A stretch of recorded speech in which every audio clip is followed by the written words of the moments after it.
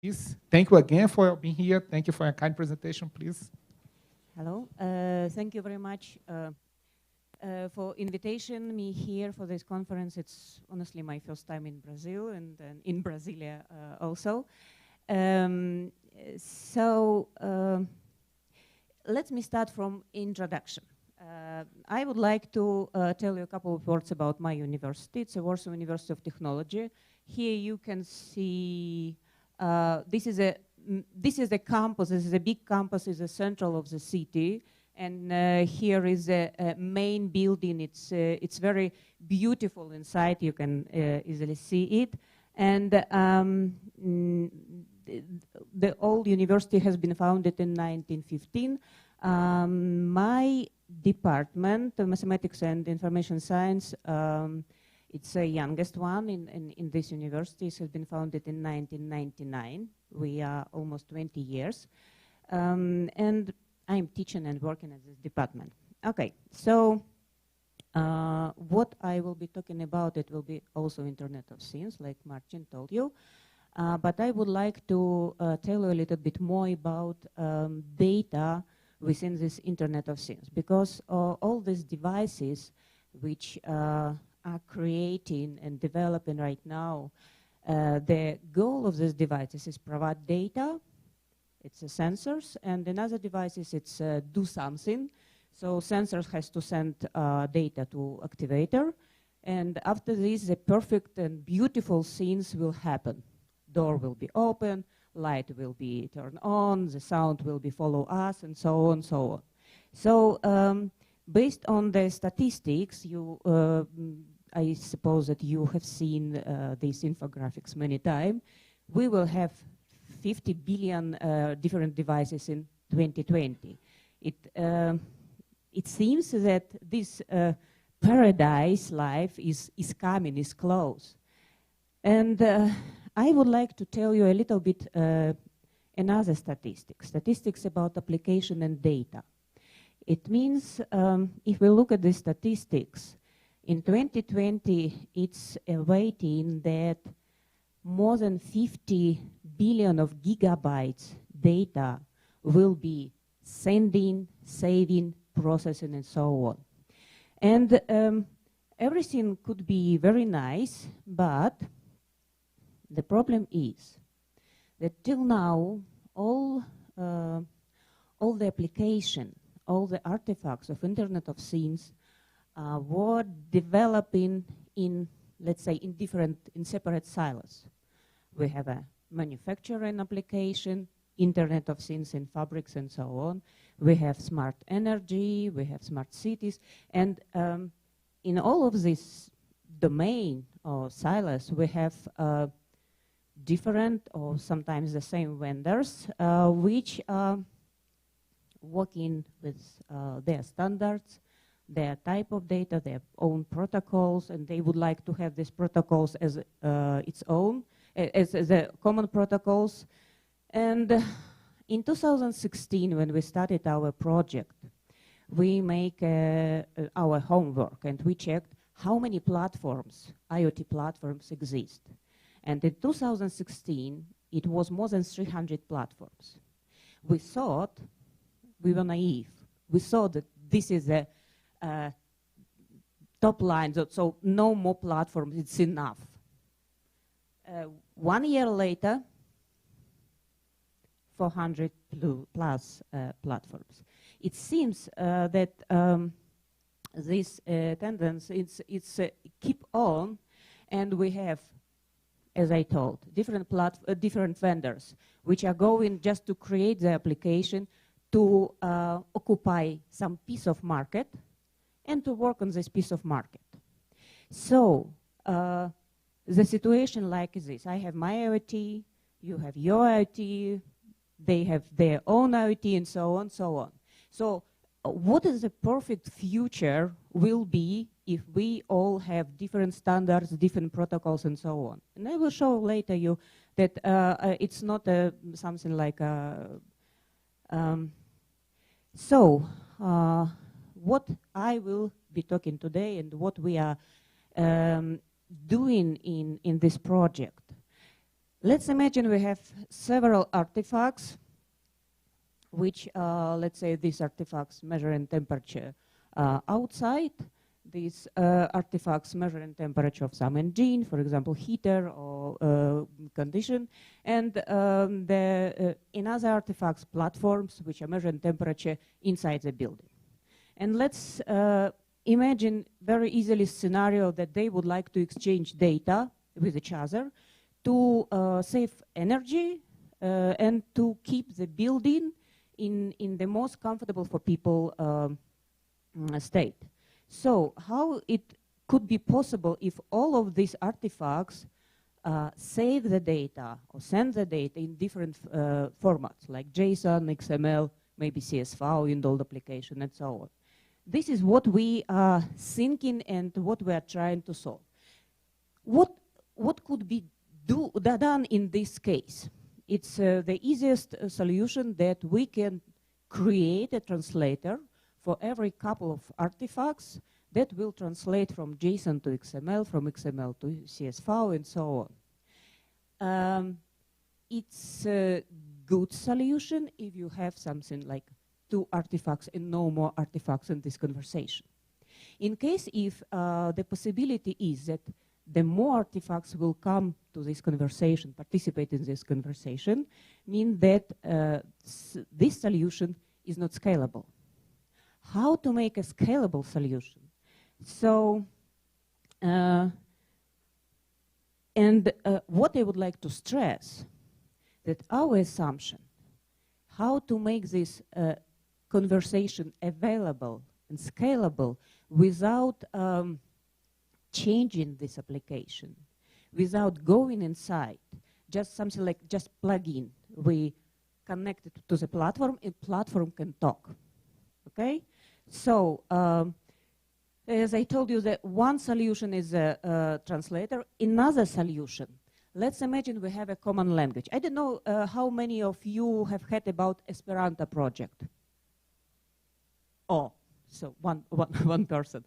It was a project from the beginning of last century when it was specific language to enable the communication of workers from different countries. Let's imagine we have something like Esperanto. So in this case, for every application, we just to create 2 translators from local, artifacts language to common, and from common to local. And there is no problem with that new artifacts will come and connect with another and interact with them, exchange the data, and so on. So, common language, what we need for this? We need to have this common language, we need to have a common format, and we need to have a common vocabularies. So if we are talking about common language, I'm thinking right now it's the best one, it's a ontology, web ontology language, we think so. The format is a RDF XML. XML is very important because XML is recognizable language for devices, for computers.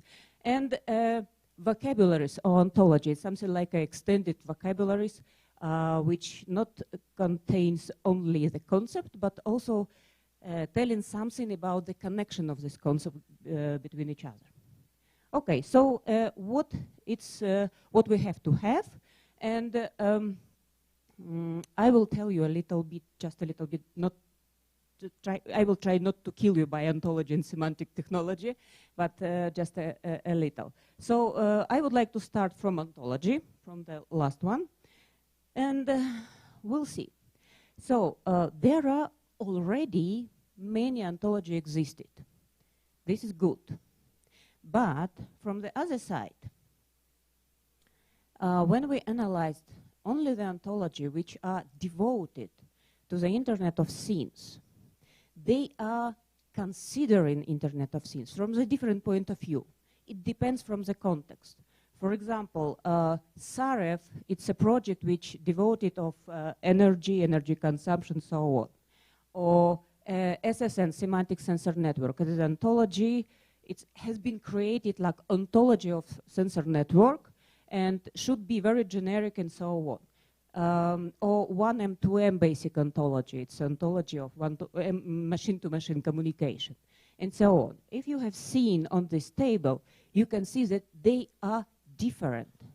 Some of these are take into account actuators, some of these no, thinking about device or device property or no, and so on.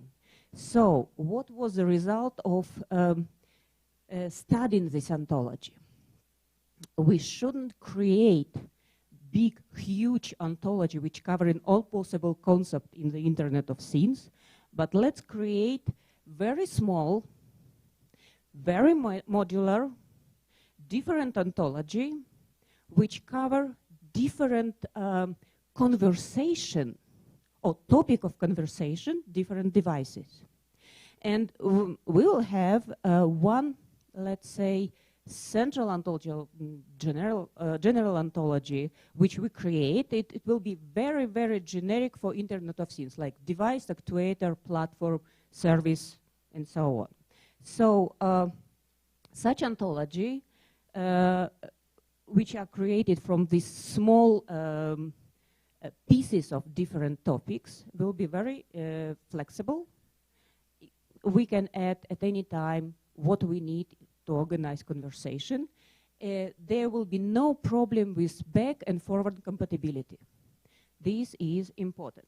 So if we are talking about the central ontology, just we have device, services, platform which contains this device, observation, result of the observation, and location. That's all. Nothing else. It's a minimalistic ontology, just to enable a common point for conversation different devices. Then, from the user side, what user or owner of different artifacts has to do to be able to communicate with other devices. And at this moment, I have to address what Martin answered about automatization. It's not true that there is no automatization. Yes, it's a long discussion. It's not fully true.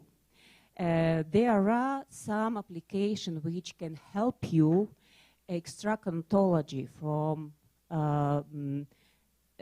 JSON and JSON schema, from XML description, from SQL database or no SQL database. But the truth is that we have to have human insight.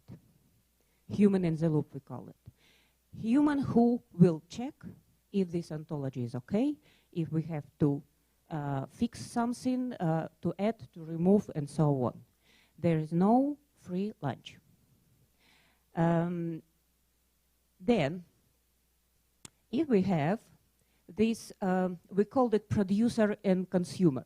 If we have such translators from local language to common, and from common to local, it's what I told him, that you can have different application which can help you, and you fix, like an ontology engineer, fix different problems. So you have such two bridges or bridges, okay.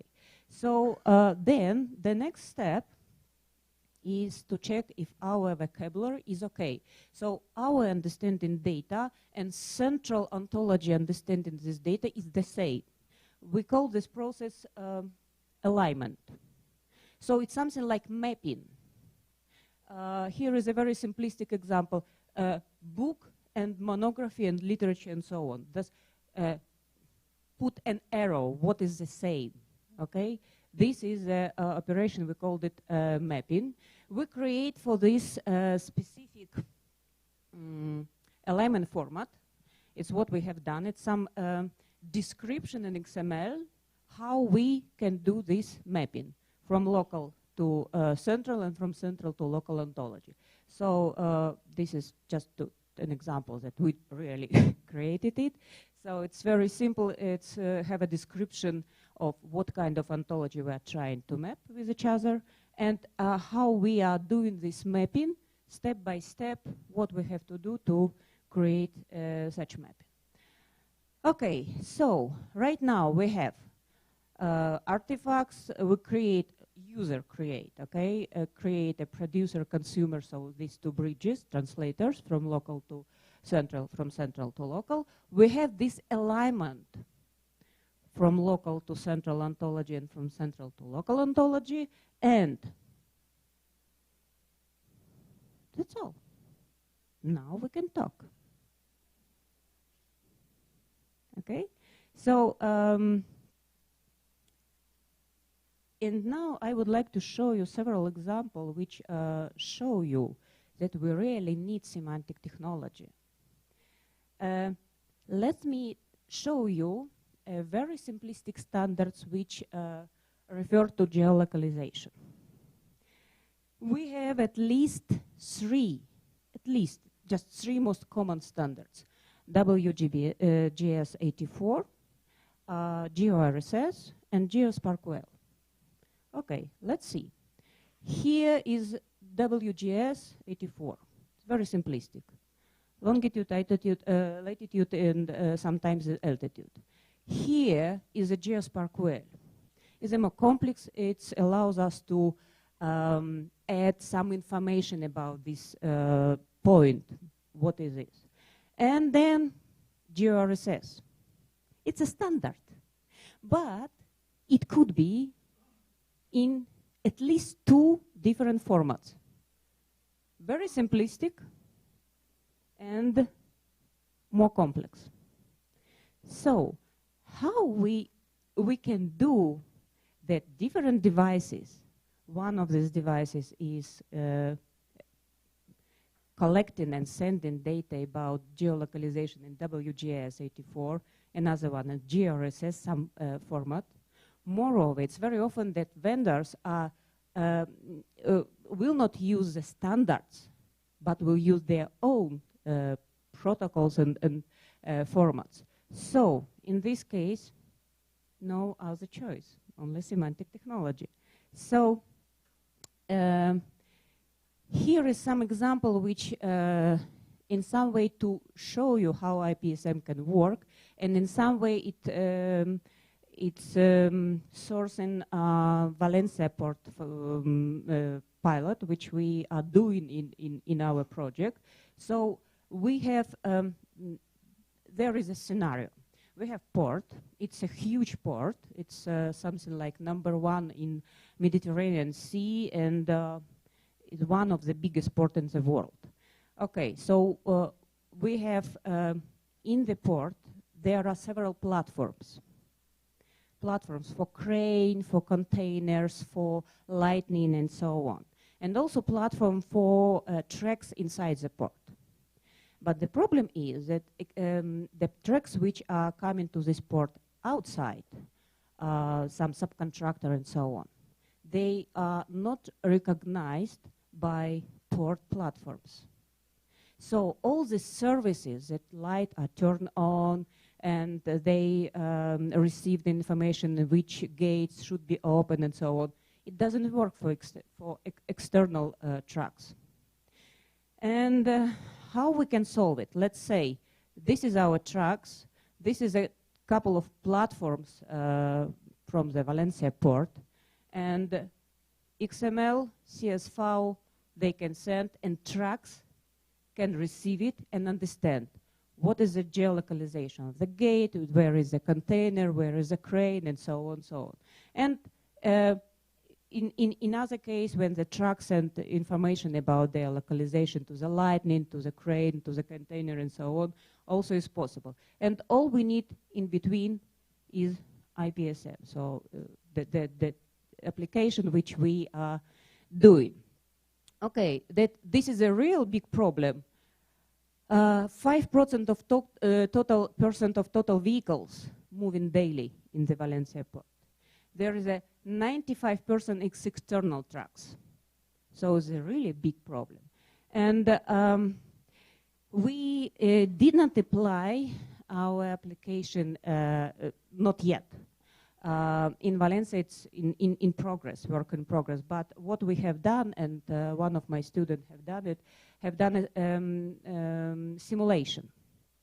So there is a truck, and from one hand side, the truck is sending information about possibility to access to different region of port, and what about Marcin told you about access control. And another thing, truck is sending geolocalization to different device between other light in the port. And as soon as light receives this information, they turn on or turn off if a truck is moving on. And there is a different gate which open or close depends on if truck can go there or not.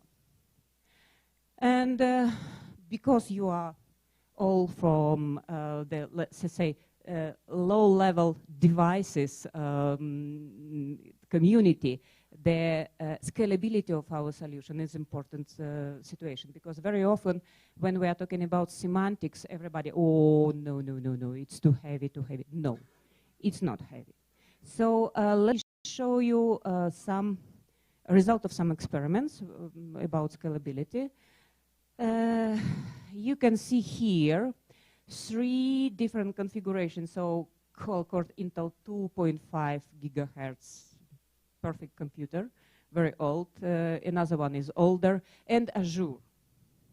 40,000 random messages has been generated. It is messages from this geospatial localization example. So it's what you can understand.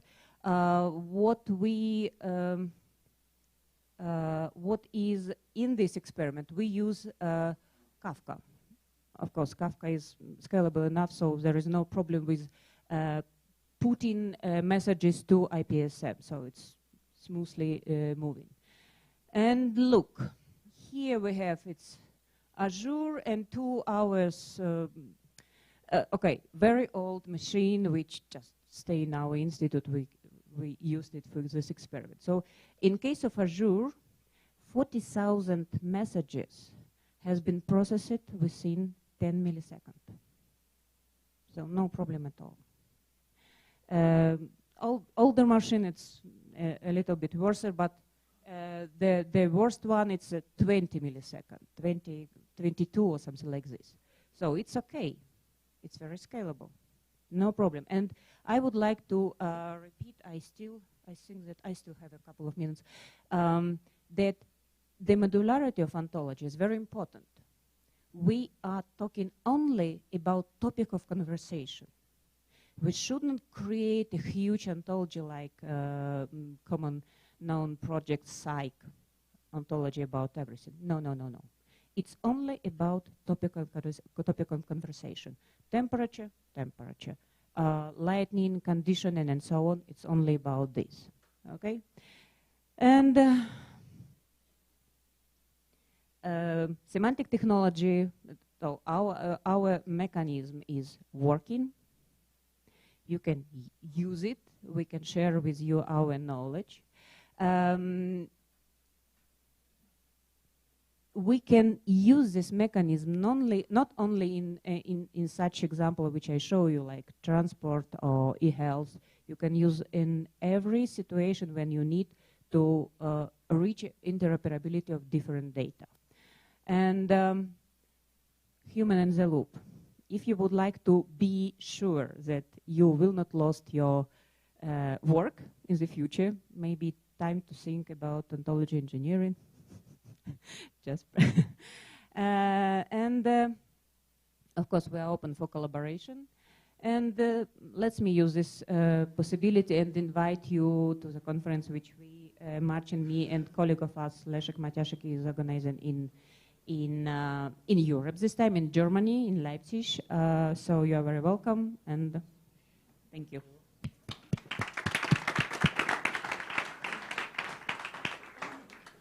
Thank you very much for the nice presentation. So now we can switch to the questions, right? So anyone would like to start making the questions, please? One more semantic shocks.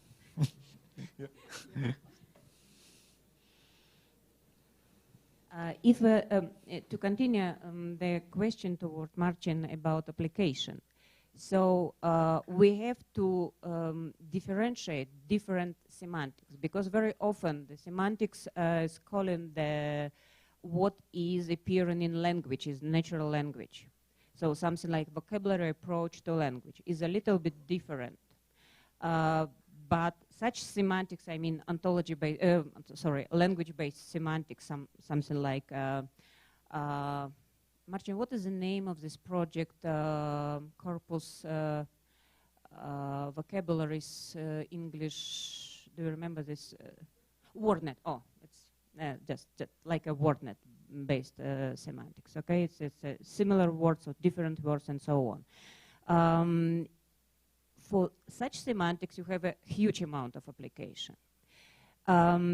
For semantics based on inner nature of things, you can, you will not find it, but you can feel it in Google engine. How good the Google started work after, in 2010, Google bought semantic company.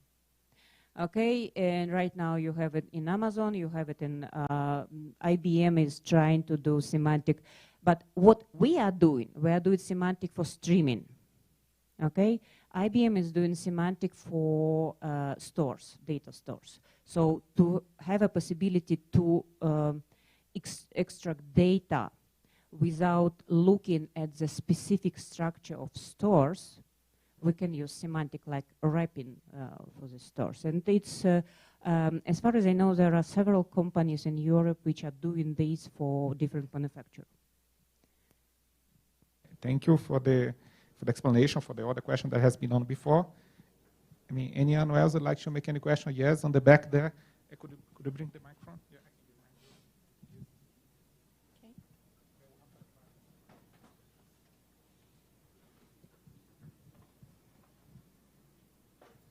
Hello. Good morning. Thank you very much for I'd like to congratulate for this nice presentation. I think for those who are not very familiar to IoT interoperability technologies, I think this gives us a very good perspective on this matter. I'd like to make a question, because you told us that depending on the evolution of these interoperability technologies and adoptions, this could pose a risk or not for the future of IoT. So in a certain way.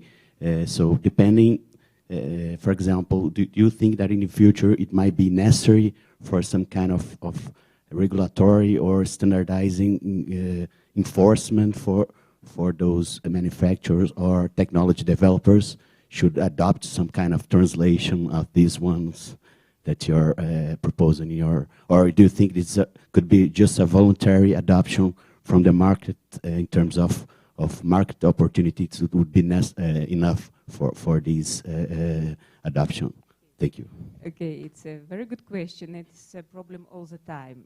It's a problem all the time because it's hard to enforce different solution which somebody will imagine. Okay, why? I don't know why, honestly. But the problem is all the time. Let's talk about very old for IT technology, the web languages, web application, and so on. Do you remember time when HTML previous version were in life, and we have this W3C standards? How many web pages were in line with the standards? I remember my students many years ago tried to check different web pages, only CNN and BBC, what they found. So this is a problem of standards. Yes, of course, standards will be absolutely fantastic solution. If we have standards which everybody are using, good. But unfortunately, there is a Microsoft which are trying to push their standards. There is Intel, which are trying to push their own standards, which there is an IBM, there's a big vendors. Oh, Samsung. It's absolutely unbelievable. We landing and we are walking through the corridor to luggage whatever place, and everywhere Samsung washing machine, Samsung phone, Samsung watch, Samsung what else? Air conditioning, Samsung refrigerator, and blah blah blah blah blah. So everywhere Samsung. So it seems that Samsung is something like main vendor for Brazil, or maybe in Brasilia, Brazil. But this is a reality. We have to accept that this is a reality.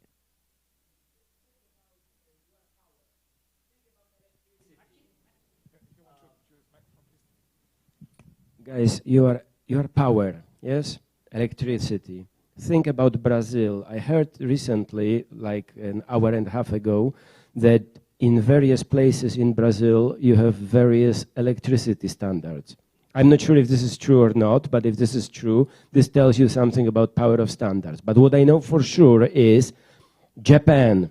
You think Japan, one of the most advanced and, by the way, standard-obeying society, which means that if everybody from the company goes out in the evening and gets drunk, then everybody goes out in the evening and gets drunk. Whoever does not get drunk does not belong to the company, okay? This is standardized life in Japan, and it's a very silly example, but it shows you something. And now, who knows the little secret about electric power in Japan? Okay, question.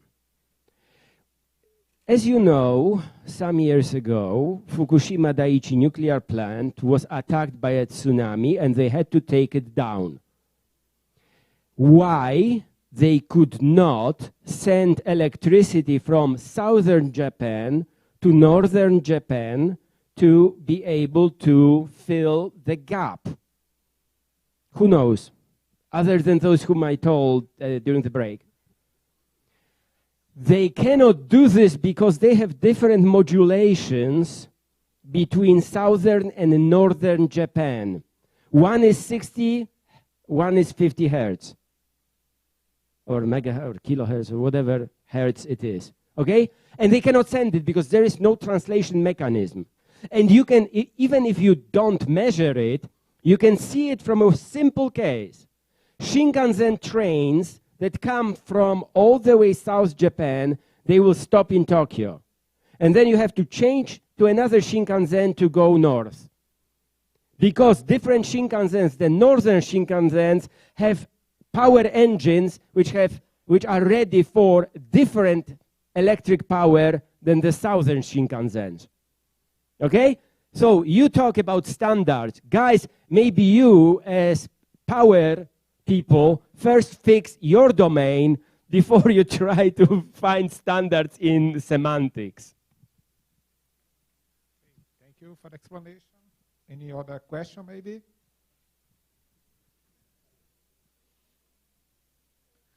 Okay, I think we are already running out of time for the lunch, right? So for the invited speakers, I'd like you please to follow Bruno. Can you look back here, Bruno? Hello, Bruno. Yeah, so invited speakers, please follow Bruno. He's going to show the place that you're going to lunch. It is here in the building, right? And we are going to meet during the afternoon. During the afternoon, we're going to focus on the power systems. So during the morning, we're going to concentrate the conference on communication networks, and during the afternoon, power systems, right? And the next chair is Professor Damasceno, right here, right? So he's going to coordinate the next one. So thank you again for your presence during the morning, and I wish you a nice lunch, and see you later on. Thank you. Thank you again.